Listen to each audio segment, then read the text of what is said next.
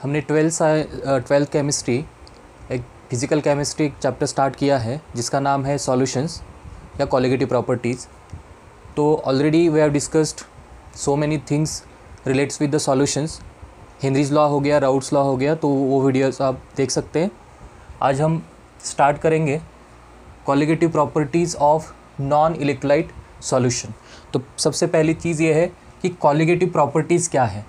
Physical properties होती है, वैसे एक कोलिगेटिव प्रॉपर्टी है। देखिए, मान लो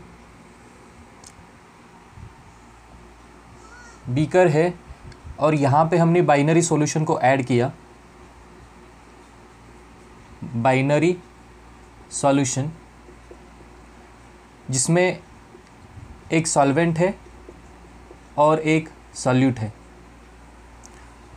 अब दो केसेस है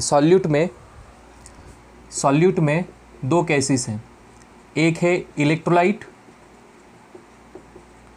और एक है नॉन इलेक्ट्रोलाइट। इलेक्ट्रोलाइट का मतलब ये होता है जब आप सॉल्वेंट में उसको ऐड करोगे तो वो स्प्लिट होगा। मतलब इलेक्ट्रोलाइट अगर NaCl हमने वाटर में ऐड किया तो Na plus aqueous Cl minus aqueous, so these two ions will be formed। मतलब जब हमने NaCl को वाटर में ऐड किया तो वो दो आयंस में, मतलब एक कटायन है जो कि पॉजिटिव आयन है और एक एनायन है जो कि नेगेटिव आयन है, तो उसमें स्प्लिट हो गया। जो भी सब्सटेंस वाटर में या कोई भी सॉल्वेंट में ऐड करने के बाद अगर वो आयन दे रहा है, कटायन एनायन, तो उसे बोलेंगे हम इलेक्ट्रोलाइट। और मान लो हमने लिया ग्लूकोज, तो ग्लूकोज का फॉर्मूला क्या है? C6H12O6। अब आप जानते हैं कि ग्लूकोज C6H12O6 अगर हम वाटर में ऐड करेंगे तो वो दो पार्टिकल में मतलब ब्रेक नहीं होगा, उसके सेम मॉलिक्यूल में वो ब्रेक होगा। ऐसा नहीं है कि C6 प्लस या H12 प्लस या O माइनस, ऐसे ब्रेकअप नहीं होगा। तो ऐसे केस में तो ग्लूकोज है, हमारे सिलेबस में जितने हैं मतलब यूरिया है, यूरिया का फार्मूला है NH2 C double bond O NH2। Sucrose है, ग्लूकोज है, सुक्रोज है ना। तो ऐसे वाले सब्सटेंसेस है जिन्हें हम बोलेंगे नॉन इलेक्ट्रोलाइट। और ये जो नॉन इलेक्ट्रोलाइट है इसको हम जब सॉल्वेंट में ऐड करेंगे तो वो सॉल्यूशन को हम बोलेंगे नॉन इलेक्ट्रोलाइट सॉल्यूशन। तो ऐसा ही एक non electrolyte solution if we consider, then मुझे बताइए ये सॉल्यूट है नॉन इलेक्ट्रोलाइट। मान लो वाटर में हमने ऐड किया, सॉल्वेंट में, बाइनरी सॉल्यूशन है, एक सॉल्वेंट है। ऑफ कोर्स नॉन इलेक्ट्रोलाइट में वाटर हमेशा ज़्यादा अमाउंट में होगा, इसीलिए वो सॉल्वेंट होगा।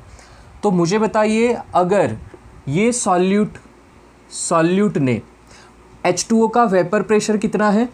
760 मिलीमीटर ऑफ मर्क्यूरी, या 1 बार, 1.013 बार, या 1 एटमॉस्फियर, है ना। न्यूमेरिकल्स में हम डिटेल में उसके यूनिट्स, कन्वर्जन सब हम देखेंगे, ठीक है।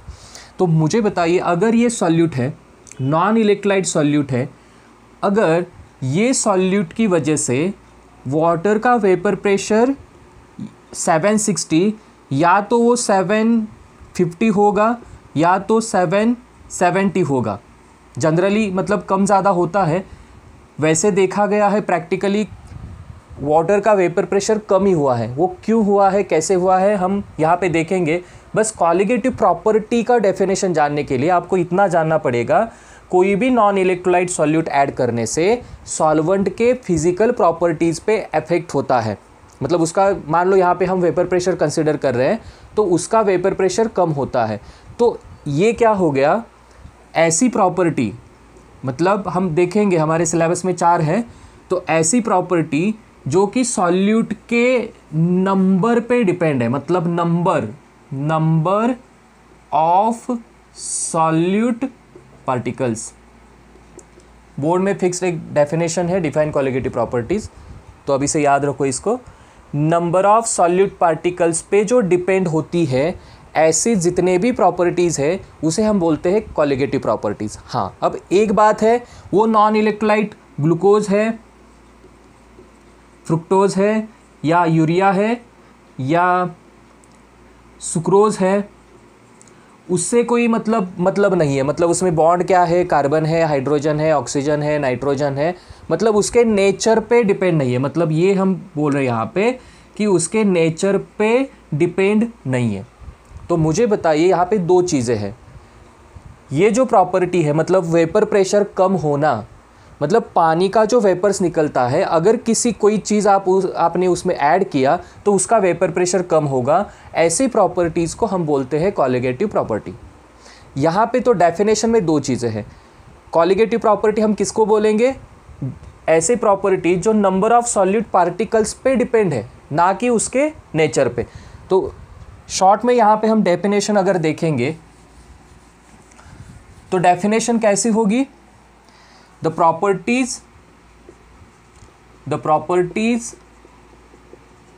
which depends on number of solute particles,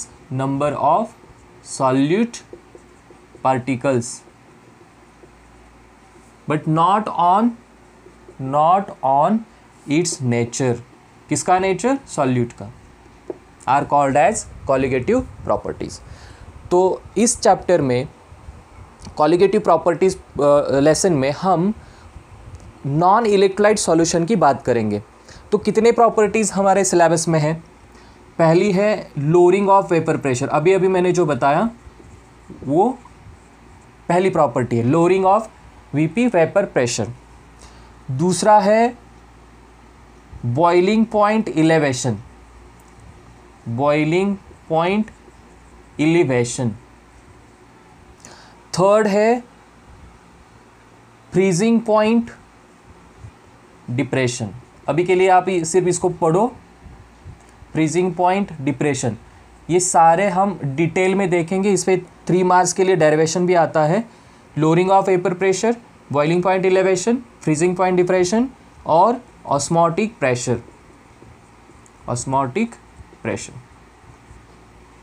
तो आगे के 2-3 लेक्चर में बस अपना काम यही रहेगा, हर कॉलिगेटिव प्रॉपर्टी को डिटेल में पढ़ें। तो बोर्ड में क्वेश्चन कैसे आता है? Define colligative properties with an examples. तो आपको ये डेफिनेशन देना पड़ेगा। इसमें एक ही बात है, number of solute particles but not on it's nature. Number nature याद रखिए, हो जाएगा। For example lowering of vapour pressure. अब ये 4 चीज़ें क्या है वो हम 1 बाय 1 देखते हैं। पहले देखते हैं हम लोअरिंग ऑफ वेपर प्रेशर। तो पहले अपनी कॉलिगेटिव प्रॉपर्टी है जिसका नाम है लोअरिंग ऑफ वेपर प्रेशर। तो पहले बताइए वेपर प्रेशर क्या है? हमने पहले भी इसको डिस्कस किया है। Lowering of vapour pressure, lowering of vapour pressure. तो पहले वेपर प्रेशर क्या है पहले देखा था। अगर आपने वो वीडियो नहीं देखा है तो यहाँ 2 मिनट में मैं आपको बताता हूँ। वेपर प्रेशर क्या है? मान लो बीकर है, उसमें आपने लिक्विड लिया। यहाँ पे हम कंसीडर कर रहे हैं 1 बीकर, और यहाँ पे हम उसमें ऐड करेंगे वाटर,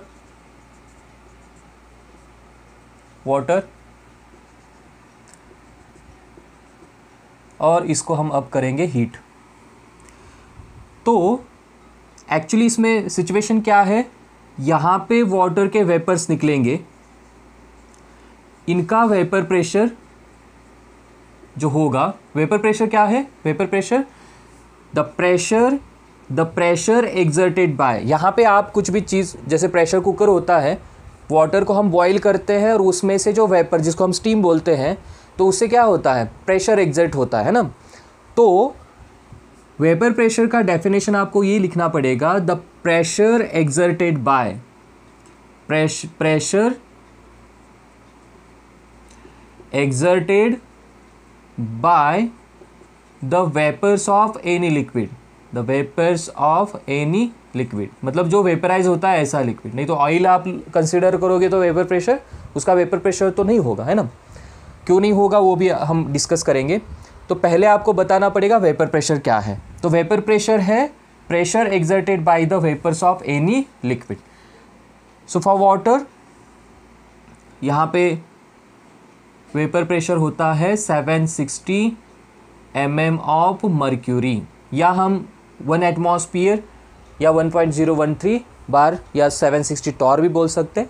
न्यूमेरिकल्स में आपको वो कन्वर्जन बताए जाएंगे। चलिए अब मुझे बताइए, यहाँ पे जितने भी मॉलिक्यूल्स हैं, यहाँ पे आपको दिख रहा है वो सारे वाटर के मॉलिक्यूल्स हैं, ये सारे। अब एक काम करते हैं, इसमें हमने ऐड किया नॉन इलेक्ट्रोलाइट, या इसे हम बोलेंगे नॉन वोलाटाइल।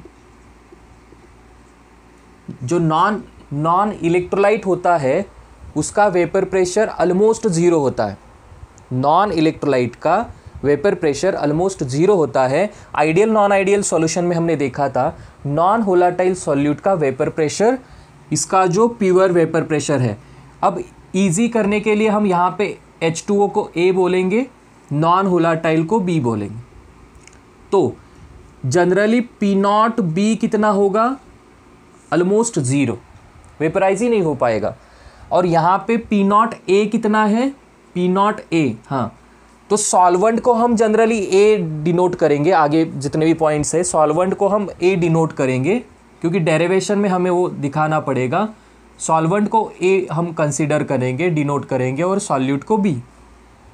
तो सिर्फ पानी का वेपर प्रेशर कितना होता है? 760 mmHg, और which is equal to 1 atmosphere. तो P0A मतलब सिर्फ पानी का वेपर प्रेशर कितना हुआ? 1 एटमॉस्फियर या 760 mmHg। मुझे बताइए सॉल्यूट जो नॉन वोलाटाइल है उसका वेपर प्रेशर कितना हुआ? ज़ीरो। ऑफ कोर्स यहाँ पे अगर वोलाटाइल होता तो कुछ ना कुछ उसका वेपर प्रेशर होगा, है ना। अब मुझे बताइए, जब मैंने नॉन वोलाटाइल को इसमें ऐड किया, मतलब सॉल्यूट और सॉल्वेंट को मैंने मिक्स किया, तो आप जानते हैं जब सॉल्यूट सॉल्वेंट कंबाइन होते हैं तो उससे बनता है सॉल्यूशन। ये दोनों से क्या बनेगा? सॉल्यूशन। बहुत ही इंपॉर्टेंट पॉइंट अब आने वाला है, उसको थोड़ा गहराई में जाके देखिए। जब अब यहाँ पे सिर्फ वाटर है, अब मैंने यहाँ पे ऐड किया नॉन वोलाटाइल सॉल्यूट, तो मुझे पता है यहाँ पे मैं थोड़ा ब्लू कलर से उसको यहाँ पे मेंशन कर रहा हूँ। अब कुछ वाटर, मान लो जितने भी वाटर मोल्स थे, number of moles of water थे, उसमें अब किसने जगह ली? नॉन वोलाटाइल या नॉन इलेक्ट्रोलाइट ने। अब क्या होगा बताइए? वाटर का जो सरफेस एरिया है, वाटर का जो सरफेस एरिया है वो डिक्रीज हुआ। चलिए अब सरफेस एरिया समझ रहे हैं ना। यहाँ पे सारे वाटर मॉलिक्यूल्स थे, मान लो 100 वाटर मॉलिक्यूल्स यहाँ पे है, लेकिन जब हमने अब नॉन वोलाटाइल यहाँ पे सॉल्यूट ऐड किया, सॉल्यूट पार्टिकल्स ने सॉल्वेंट पार्टिकल्स की जगह ली। मतलब अभी ये पार्टिकल ऐड करने से कुछ तो सॉल्यूशन के पार्टिकल्स बढ़ेंगे, लेकिन उसमें सॉल्वेंट के और सॉल्यूट के ऑफकोर्स कम है, क्योंकि सॉल्यूशन होमोजीनियस होना चाहिए। तो यहाँ पे अब जितनी जगह ली सॉल्यूट पार्टिकल्स ने, उससे क्या हुआ? प्योर वाटर का सरफेस एरिया डिक्रीज हुआ। अब देखिए यहाँ पे जब मान लो ये वाटर मॉलिक्यूल है, इसने ये बीकर से हीट लिया। आप जानते हैं जब वाटर मॉलिक्यूल हीट लेता है तो वो हल्का होके सरफेस पे आता है। अब क्या हुआ? जैसे ही ये ऊपर आने लगा तो यहाँ पे सॉल्यूट पार्टिकल के साथ इंटरेक्शन हुआ। पहले सिर्फ पानी था, वाटर मॉलिक्यूल हॉट होके ऐसे ऊपर आ रहे थे और बीच में वाटर ही था, तो एक दूसरे को एनर्जी दे दे के वो ऊपर आ रहे थे। अब क्या हुआ? उनके रास्ते में आ रहा है नॉन वोलाटाइल सॉल्यूट, वो तो वेपराइज नहीं होता। तो अब क्या होगा? कुछ वाटर मॉलिक्यूल्स ऊपर गए और वहाँ पे अभी स्टक हो गए, मतलब वहाँ से ऐसे रिपेल भी हो सकते हैं। मतलब वो अपनी एनर्जी उसे नहीं दे पाएंगे क्योंकि उसमें वेपराइज होने की कैपेबिलिटी नहीं है। तो मुझे बताइए यहाँ पे जब ये वाटर मॉलिक्यूल, मतलब एक वाटर मॉलिक्यूल है, ये ऐसे उसके रास्ते में कुछ सॉल्यूट नहीं आएगा तो अपने आप वेपराइज होगा, लेकिन जब हम सॉल्यूट ऐड करेंगे तो ऐसा मुश्किल नहीं है, है ना। तो ये वाटर मॉलिक्यूल जा रहा था, इसका वेपर में कन्वर्ट होना चाहिए था, लेकिन सॉल्यूट पार्टिकल्स ने, जो कि नॉन वोलेटाइल है, जिसका वेपर प्रेशर 0 है, उसने उसका जो स्पीड है या एनर्जी है उसको कम कर दिया। तो सरफेस एरिया डिक्रीज हुआ किसका? वाटर मॉलिक्यूल्स का। अब मुझे बताइए, क्या नॉन वोलेटाइल सॉल्यूट ऐड करने से वेपर प्रेशर वाटर का 760 होगा या उससे कम? सोचिए, अब जब हमने नॉन वोलेटाइल सॉल्यूट को ऐड किया था तब वाटर मॉलिक्यूल्स हॉट होके ऊपर जा रहे थे, लेकिन उनके रास्ते में आ रहे थे सॉल्यूट पार्टिकल्स। इसी वजह से सरफेस एरिया किसका? वाटर का सरफेस एरिया डिक्रीज हुआ, hence vapour pressure of water decreases. ये कॉन्सेप्ट है, समझ में आ रहा है ना? मतलब सॉल्यूट पार्टिकल्स को ऐड करने से सॉल्वेंट के वेपर प्रेशर पे इफेक्ट हुआ। क्यों इफेक्ट हुआ? सरफेस एरिया कम हुआ। देखिए, हम सरफेस एरिया को बढ़ाते हैं तो वो क्या होता है? वेपराइज जल्दी होता है। और सरफेस एरिया को कम करने से क्या होगा? वेपर प्रेशर कम होगा।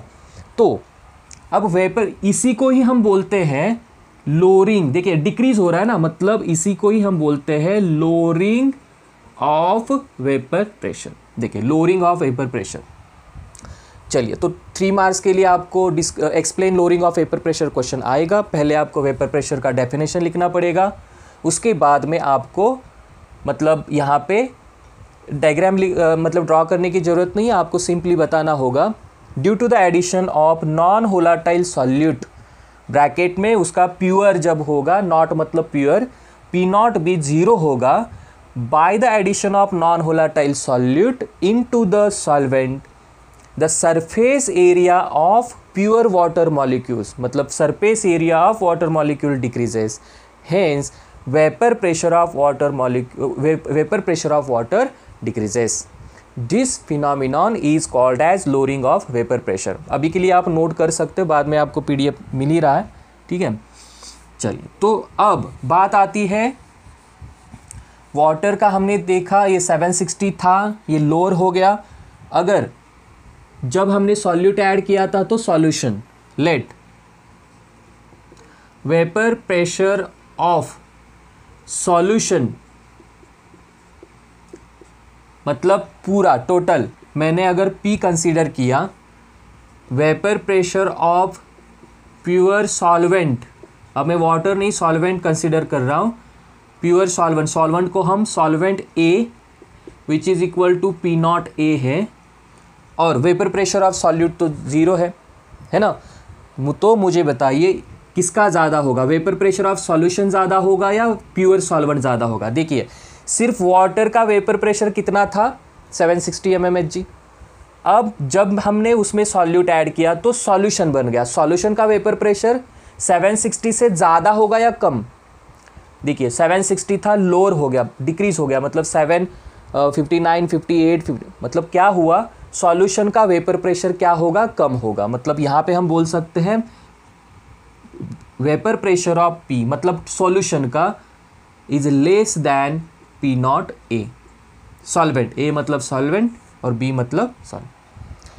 तो अब बात आती है चेंज, ये ज़्यादा है ये कम है, तो चेंज मतलब delta P is equal to ज़्यादा माइनस कम, मतलब P naught A minus P। तो इसे हम बोलते हैं delta P, where delta P is lowering of vapour pressure, lowering of vapour pressure. बस इतना याद रखिए, बस इतना लिखना है आपको। देखिए, delta P equal to lowering of vapour pressure. Delta का मतलब होता है डिफरेंस, डिफरेंस मतलब फाइनल माइनस इनिशियल, मतलब सॉल्यूट ऐड करने के बाद, पहले सॉल्वेंट का था P naught A, solute add करने के बाद बन गया सॉल्यूशन मतलब P, तो P कम हुआ, लोअर हुआ, मतलब P is less then P naught A, और ये जो दोनों का डिफरेंस है उसे ही हम बोलेंगे लोअरिंग ऑफ वेपर प्रेशर। और एक चीज़ है इसमें, अगर आपको रिलेटिव पूछा, रिलेटिव इसी का ही पॉइंट है, मतलब उसी में पूछा जाता है। अगर आपको पूछा गया relative lowering of vapour pressure, relative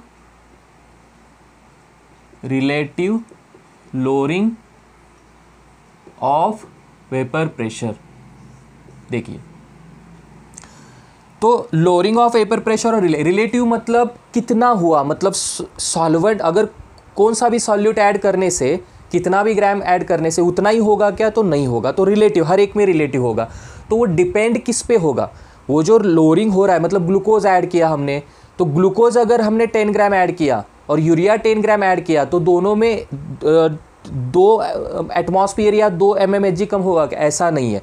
हर एक सॉल्यूट, देखिए नंबर ऑफ सॉल्यूट पार्टिकल पे ग्लूकोज और सुक्रोज, इसके नंबर कितने, मान लो इसके 10 नंबर है, इसके भी 10 है, तो सेम वेपर प्रेशर डिप्रेशन होगा, मतलब लोअरिंग होगा, है ना, डिप्रेशन नहीं, लोअरिंग होगा। तो इसका डेफिनेशन ये है, इसको हम बोलेंगे RLVP, ये lowering of vapour pressure LVP। तो relative lowering of vapour pressure is equal to lowering of vapour pressure, lowering of vapour pressure divided by P0A। याद रखिए, अगर आपको define relative lowering of vapour pressure आपको पूछा जाएगा, simply it is the ratio of, दिख रहा है आपको, देखिए ये बस ये याद रखिए, डेफिनेशन आती है, it is the ratio of lowering of vapour pressure to the vapour pressure of P0A। क्या है, P0A क्या है, to the vapour pressure of pure solvent, है ना। अब तो लोअरिंग ऑफ वेपर प्रेशर क्या होता है, डेल्टा P अपॉन P0A, और therefore relative lowering of vapour pressure, लेकिन डेल्टा P क्या होता है, P0A माइनस P, तो P0A minus P divided by P0A। अब अगर किसी ने राउल्ट्स लॉ का वीडियो नहीं देखा है, वो ज़रूर देखे, क्योंकि यहाँ पे according to Raoult's law, according to Raoult's law का सेकंड केस, जिसमें कल ही हमने देखा था, राउल्ट लॉ का सेकंड केस, जिसमें हमने एक नॉन वोलेटाइल सॉल्यूट ऐड किया था, वहाँ पे जाके डेरिवेशन देखोगे तो टोटल प्रेशर मतलब P इज इक्वल टू आया था P0A इंटू XA। तो वो वीडियो देखिए, आपको ये क्यों आया वो समझ में आएगा। तो डायरेक्टली यहाँ पे मैं कंसीडर कर रहा हूँ P is equal to P0A into XA। अब अगर आपने यहाँ पे वो वैल्यू सब्स्टिट्यूट किया, देखिए let me substitute this value, मतलब P की वैल्यू यहाँ पे अगर सब्स्टिट्यूट करेंगे तो relative lowering of vapour pressure is equal to P0A minus P, P क्या है, P0A इंटू XA और डिवाइडेड बाई P0A। अब मुझे बताइए P0A कॉमन आएगा, 1 minus XA, P0A common 1 minus XA divided by P0A।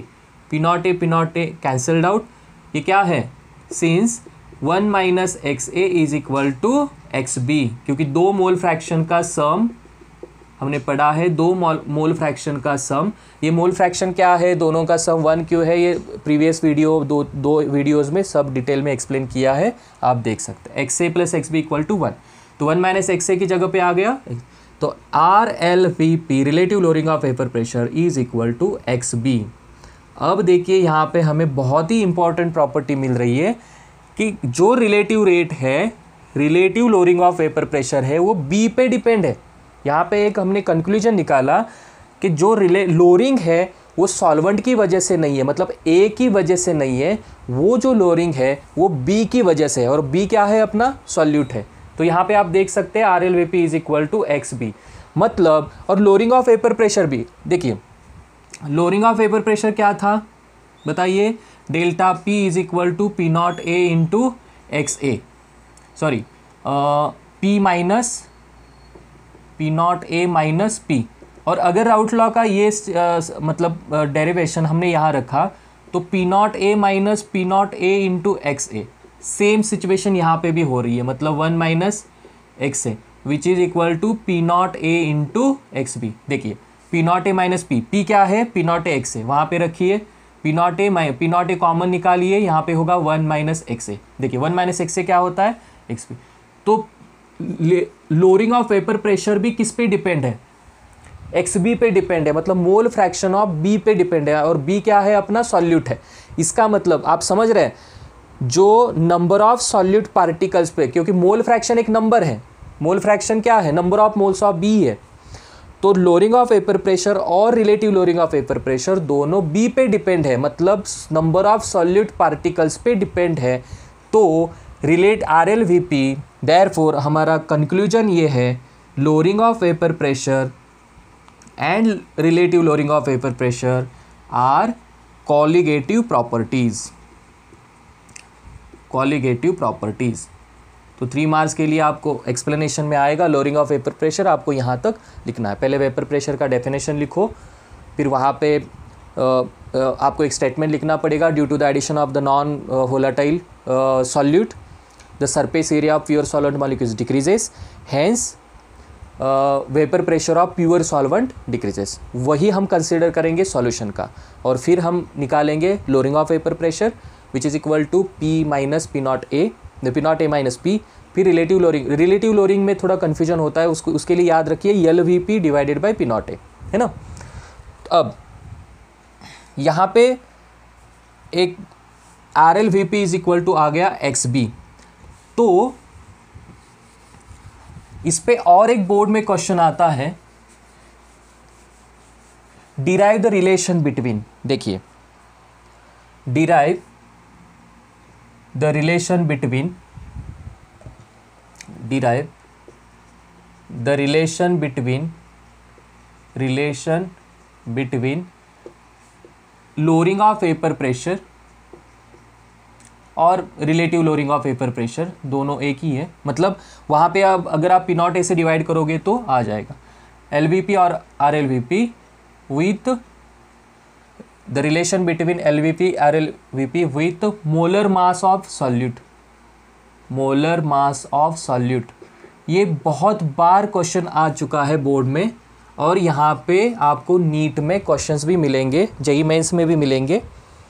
तो यहाँ तक हमने पढ़ा R L V P is equal to है, R L V P is equal to है एक्स बी। अब बताइए एक्स बी क्या है, वेर एक्स बी क्या है, mole fraction of, mole fraction of solute, B क्या है अपना सॉल्यूट।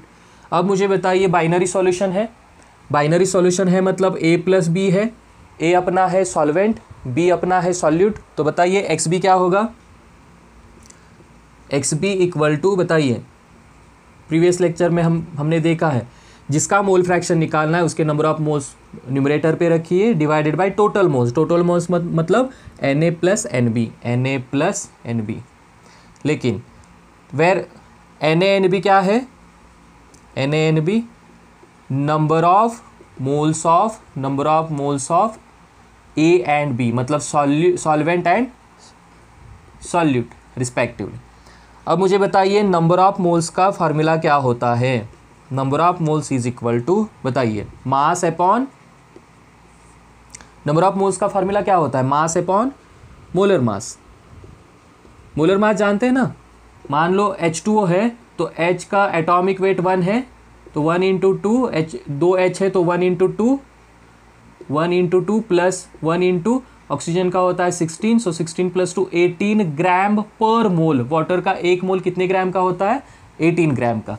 तो वेट बाय मॉलिक्यूलर वेट। अगर मैंने WA और WB mass of A and B consider किया, mass of A and B, और कैपिटल MA, इसका मोलैरिटी के साथ कोई रिलेशन नहीं है, मैं जस्ट यहाँ पे मेंशन कर रहा हूँ, capital MA capital MB molar masses, molar masses of A and B respectively.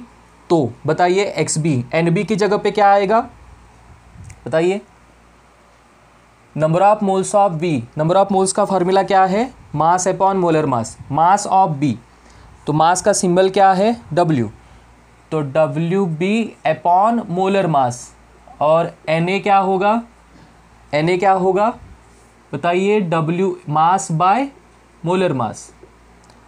तो XB क्या होगा, XB equal to NB upon, लेकिन यहाँ पे एक स्टेटमेंट है, ये जो हम डेरिवेशन पढ़ रहे हैं ये किसके लिए पढ़ रहे हैं, हमने सॉल्यूट ज़्यादा नहीं यूज़ किया है, मतलब सॉल्यूट पार्टिकल्स कम है, मतलब डाइल्यूट सॉल्यूशन के लिए। तो मुझे बताइए फॉर डाइल्यूट सॉल्यूशन,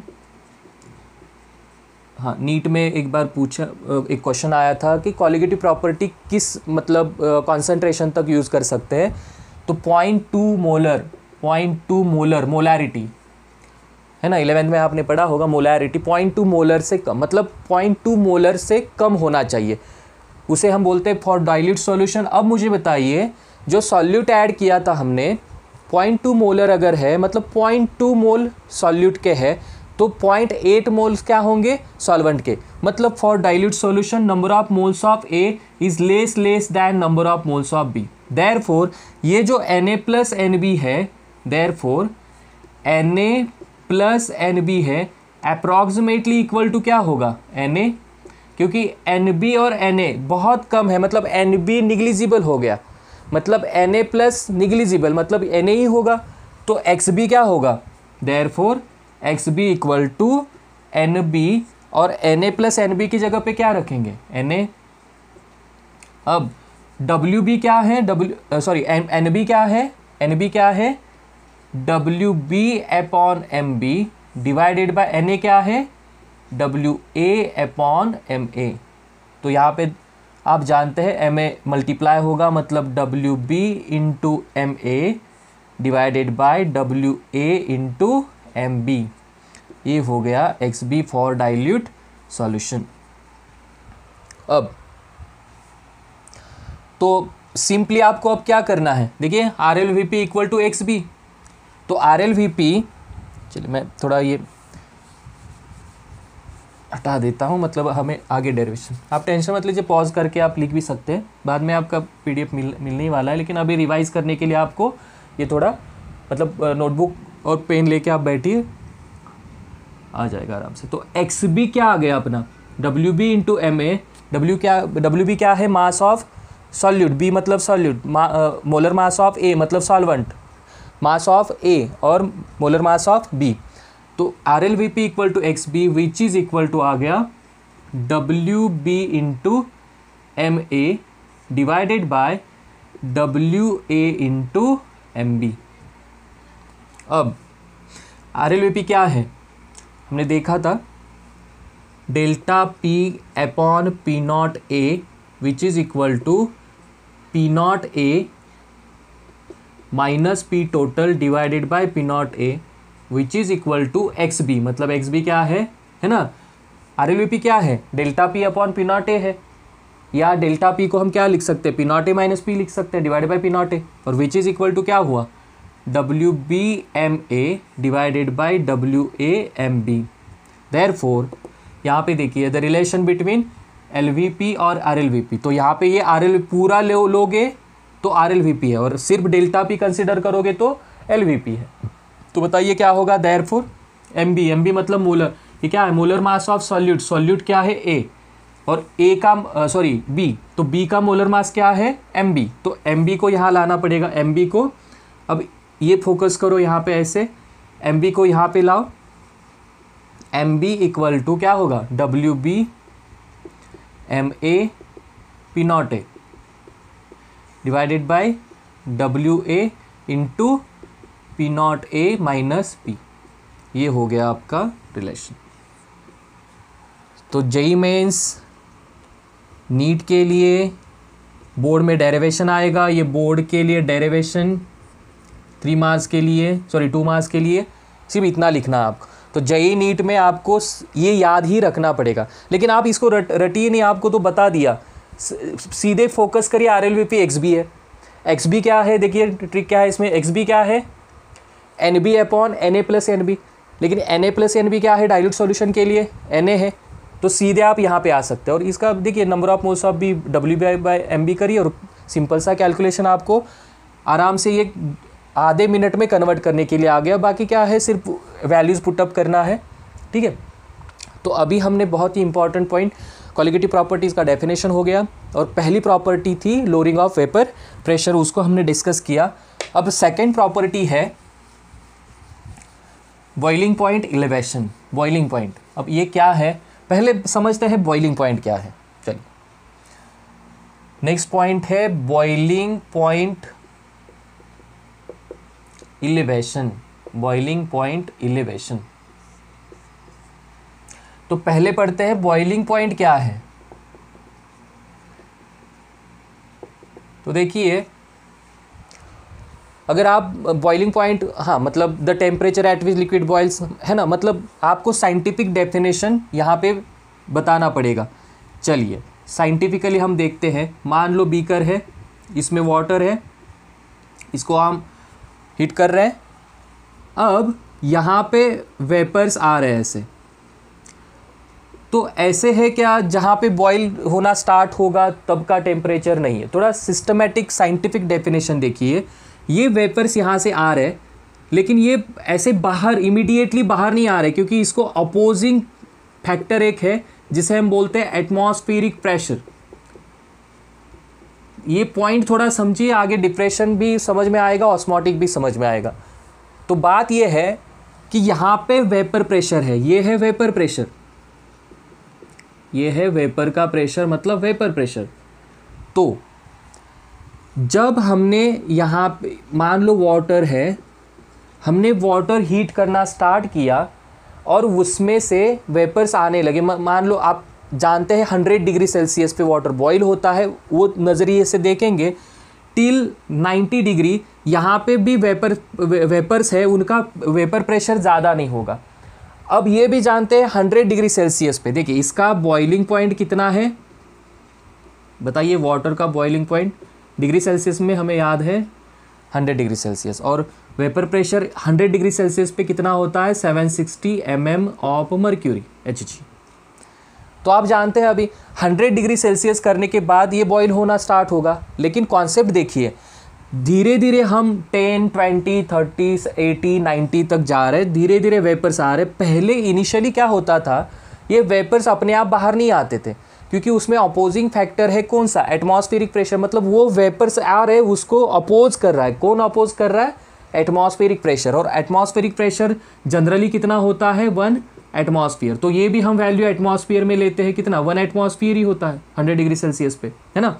तो एटमॉस्फेरिक प्रेशर, हाँ मैं ये STP का ले रहा हूँ, है ना, स्टैंडर्ड टेम्परेचर एंड प्रेशर। जहाँ पे लिक्विड की बात होती है, गैस के लिए आप 0 डिग्री सेल्सियस टेम्परेचर लेते हैं, लेकिन यहाँ पे टेम्परेचर होगा 25 डिग्री सेल्सियस और प्रेशर होता है 1 एटमॉस्फेयर। ये मैं क्या बता रहा हूँ आपको, STP standard temperature and pressure, sorry SATP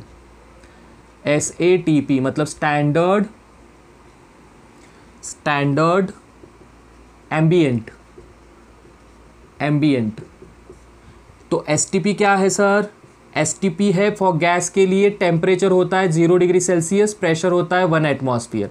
ये स्टैंडर्ड टेम्परेचर एंड प्रेशर है, लेकिन लिक्विड के लिए आप गैस का कॉन्सेप्ट नहीं अप्लाई कर सकते। तो वो है SATP मतलब standard ambient temperature and pressure. वो कितना होता है 25। ये बहुत इंपॉर्टेंट है, याद रखिए, 0 के जगह पे यहाँ पे होता है 25 डिग्री सेल्सियस, है ना। तो मुझे बताइए SATP में कितना होता है 1 एटमॉस्फेयर। अब धीरे धीरे क्या हो रहा है, 90 डिग्री सेल्सियस तक हम जा रहे हैं और ये वेपर प्रेशर आ रहा है मान लो 0.7 0.8 एटमॉस्फेयर की तरफ।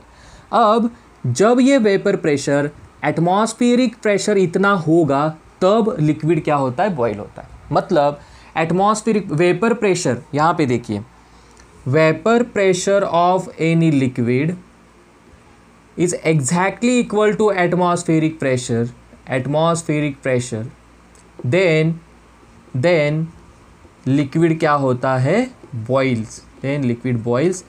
और जिस टेम्परेचर पे लिक्विड फिर बॉईल हो रहा है उसे हम बोलते हैं बॉइलिंग पॉइंट।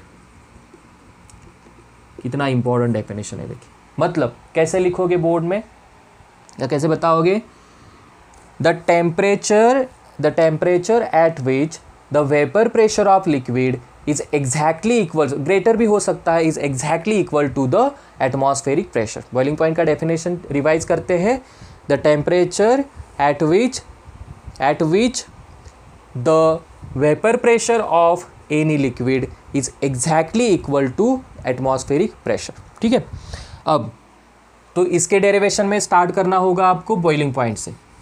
अब हम देखते हैं ये एलिवेशन क्या है। देखिए ये रहने देते हैं थोड़ा, वेपर प्रेशर ठीक है, एटमॉस्फेरिक प्रेशर। तो 1 एटमॉस्फेयर था, वेपर प्रेशर कितना था 1 एटमॉस्फेयर ये सॉल्यूशन का। बॉइलिंग पॉइंट कितना था 100 डिग्री सेल्सियस। चलिए वही केस है जो हमने अब आपको इमीडिएटली सब आने लगेगा। देखिए अगर हमने यहाँ पे अब सॉल्यूट ऐड किया, कौन सा बताइए जल्दी जल्दी, non volatiles, same lowering of vapour pressure जैसा ही आपको सोचना है। नॉन वोलाटाइल सॉल्यूट अगर हमने वहाँ पे पानी में ऐड किए तो क्या होता है, इसका सरफेस एरिया क्या होता है, और ये लिखना है, याद रखिए हैंड रिटन नोट्स आपको मिलेंगे लेकिन ये लिखना है आपको, है ना। सरफेस एरिया ऑफ वाटर क्या होता है, डिक्रीजेस। सरफेस एरिया डिक्रीज होगा तो वेपर प्रेशर ऑफ सॉल्यूशन की बात करो, क्योंकि सॉल्यूट हम सॉल्वेंट में ऐड करेंगे तो वैसे ही सॉल्यूशन बनेगा। तो वेपर प्रेशर ऑफ सॉल्यूशन क्या होगा, डिक्रीजेस। और आप जानते हैं अभी सुनो, जब आप हीट कर रहे थे नॉन वोलाटाइल सॉल्यूट ऐड हुआ, वेपर प्रेशर कम हुआ, वेपर प्रेशर कम हुआ मतलब जब आपको एटमॉस्फेयर बॉईल करने के लिए एटमॉस्फेरिक प्रेशर जितना है, मतलब यहाँ पे वहाँ तक तो जाना ही है। यहाँ पे जब सॉल्यूट ऐड किया तो उसका वेपर प्रेशर क्या हुआ, सॉल्यूशन का डिक्रीज हुआ। इसका मतलब वो 1 एटमॉस्फेयर मतलब एटमॉस्फेरिक तक जाने के लिए मुझे और हीट करना पड़ेगा। इसका मतलब मुझे बताइए बॉइलिंग पॉइंट बढ़ेगा या कम होगा। देखिए सॉल्यूट हमने ऐड किया, वेपर प्रेशर कम हुआ, मुझे तो बॉईल करना ही है, तो बॉईल करने के लिए मुझे वेपर प्रेशर ज़्यादा करना पड़ेगा, तो और हीट का मतलब है बॉइलिंग पॉइंट क्या होगा, इंक्रीजेस। बॉइलिंग पॉइंट इंक्रीजेस और इसी को ही हम बोलते हैं बॉइलिंग पॉइंट इलिवेशन। इलिवेट मतलब बढ़ना। तो बताइए ड्यू टू द एडिशन, वहाँ पे जो लिखा था बोर्ड में वैसे ही स्टेटमेंट लिखिए। लिखने के लिए भी मतलब थोड़ा बहुत यहाँ पे डायग्राम बना के, आप ये तो डायग्राम नहीं बनाओगे आप, लेकिन थोड़ा बहुत आपको लिखना पड़ता है। Due to the addition of non volatile solute the surface area of water pure solvent molecules decreases, hence vapour pressure of solution decreases and simultaneously boiling point of solution increases. अब यहाँ पे थोड़ा बात करते हैं किसकी, सिंबल की। मान लो मैंने यहाँ पे बॉइलिंग पॉइंट ऑफ सॉल्यूशन, मैंने boiling point of solution consider किया TB और बॉइलिंग पॉइंट ऑफ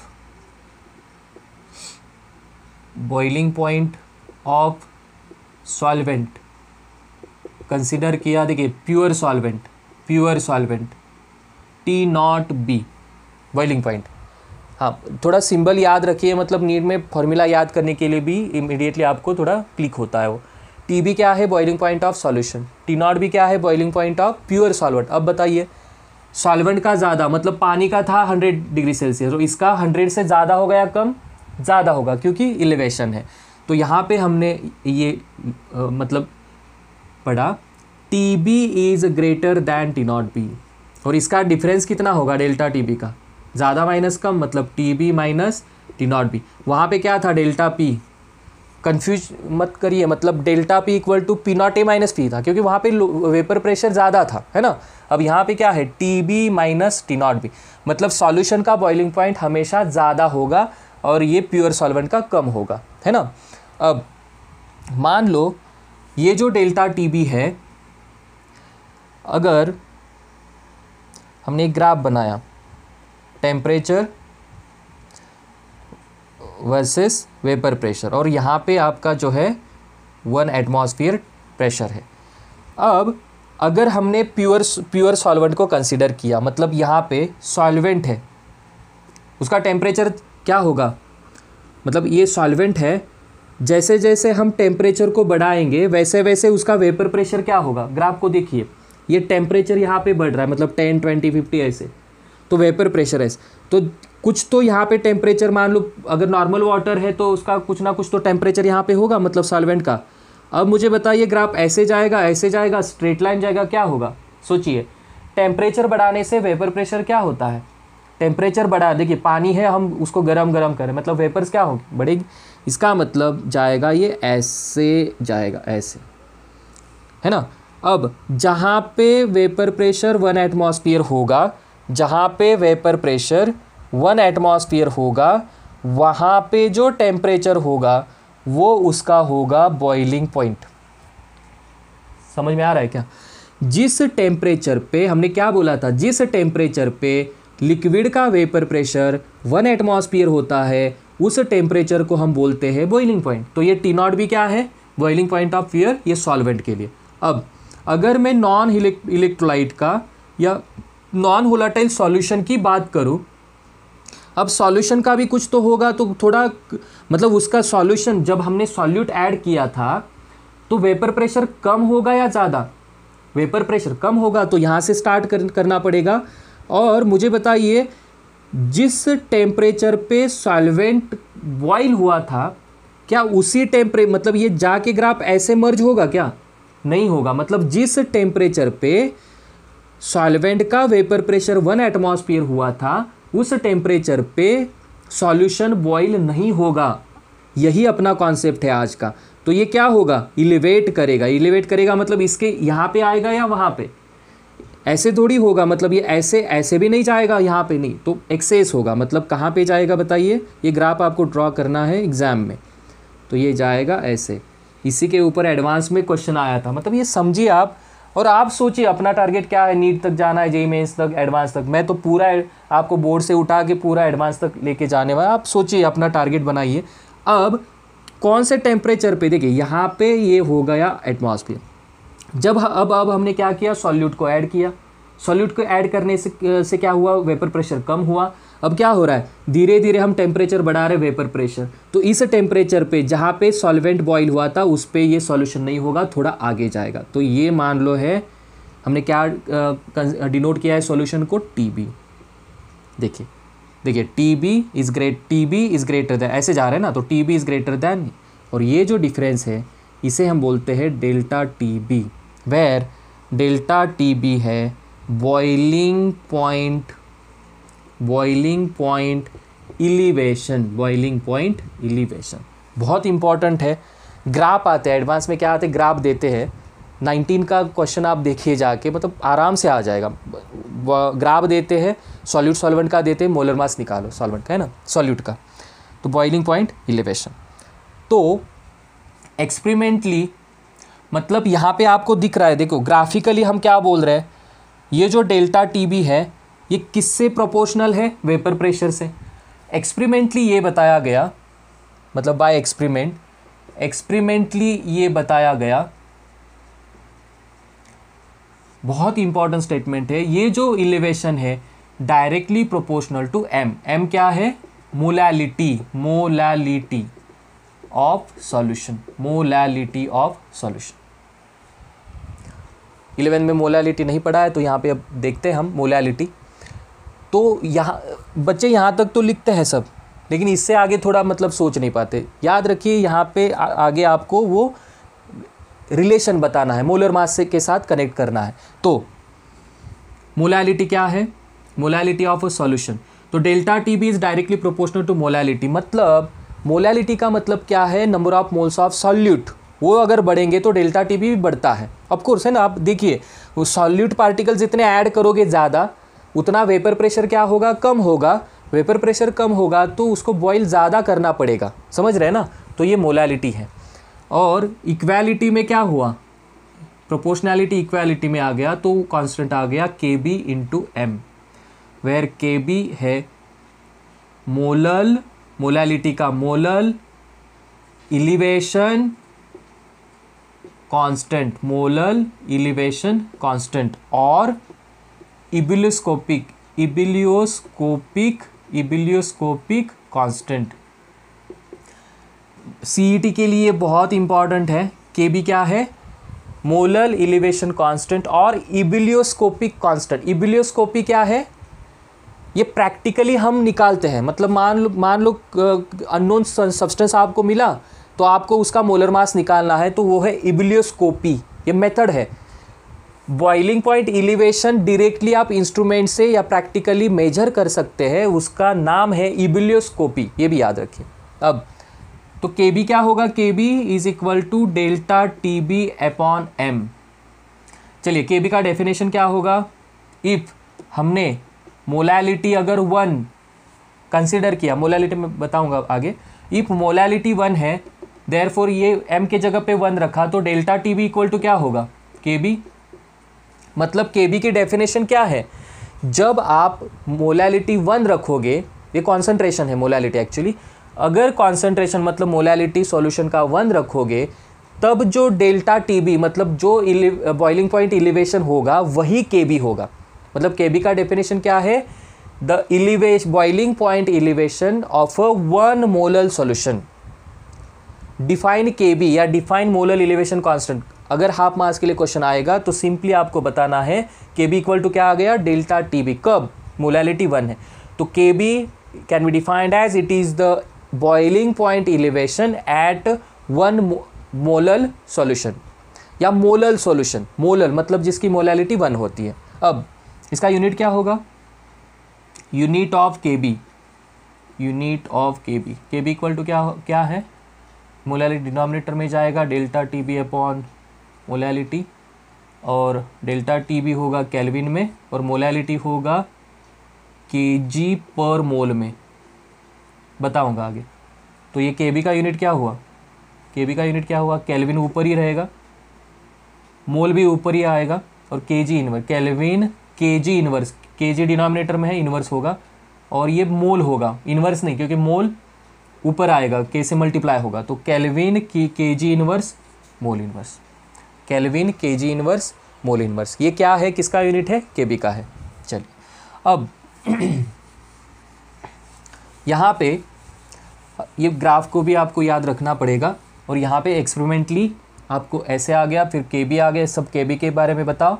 अब मोलैलिटी क्या है, तो मोलैलिटी ऑफ सॉल्यूट या molality is equal to number of moles of solute, number of moles of solute divided by mass of solvent. ये बहुत ही इंपॉर्टेंट है, mass of solvent in kg होना चाहिए। मतलब कितने सॉल्यूट के मोल्स है per kg of solvent, 1 kg solvent में कितने number of moles of solute है, वो है मोलैलिटी। अगर molality which is equal to m, number of moles of solute मतलब NB, सॉल्यूट के लिए हमने क्या डिनोट किया है, B, divided by weight of mass of solvent क्या है, WA, ये किस में होना चाहिए, केजी में। अब NB क्या है, लेकिन NB number of moles, number of moles का फॉर्मूला क्या है, मास अपॉन मोलर मास, मतलब मास ऑफ B सेम रखते हैं, पूरे चैप्टर में सिंबल्स एक ही रखते हैं ना, WB upon molar mass of B। ये मोलैरिटी का भी कैपिटल M होता है, थोड़ा मतलब कन्फ्यूजन में आते हैं सब, देख लीजिए। NB इक्वल टू क्या होगा फिर, WB अपॉन MB। तो ये दोनों तो ग्राम में है, तो इसको अगर हमने ग्राम में अगर लेना है तो 1 kg इक्वल टू 1000 ग्राम। तो अगर मुझे यहाँ पे ग्राम में लिखना है तो आपको 1000 से मल्टीप्लाई करना पड़ेगा। ये है मोलैलिटी का डेफिनेशन और फार्मूला। और यहाँ पे देखिए नंबर ऑफ मोल किस में होते हैं, मोल, और ये क्या है, मोल पर केजी है ना, सॉरी यहाँ पे थोड़ा गड़बड़ हो गया, वेट सॉरी, ये है मोल पर केजी, मोलैलिटी का मोल पर केजी, तो केजी ऊपर जाएगा और मोल इनवर्स होगा, सॉरी, तो मोल इनवर्स होगा और केल्विन केजी मोल इनवर्स। अब तो ये हमने क्या निकाला, मोलैलिटी। मोलैलिटी क्या है, number of moles of solute divided by weight of solvent in KG. अगर केजी के जगह पे ग्राम लेना है तो 1 ग्राम इक्वल टू क्या होता है, 1 ग्राम इक्वल टू 10⁻³ kg है ना, 1 ग्राम इक्वल टू 10⁻³ kg, और ये 10⁻³ ऊपर जाके 10⁻³ मतलब 1000 होगा। अब यहाँ पे आते हैं, मोलैलिटी की जगह पे ये रखिए, delta TB equal to KB into molality, तो delta TB equal to KB into molality क्या है, WB into 1000 divided by mb into WA, ये अब ये सब ग्राम में, ग्राम gram gram, gram per mole gram. Therefore molar mass of solute, solute क्या है B। तो आपको क्वेश्चन ऐसे भी आ सकता है, derive the relation between molar mass of solute and boiling point elevation.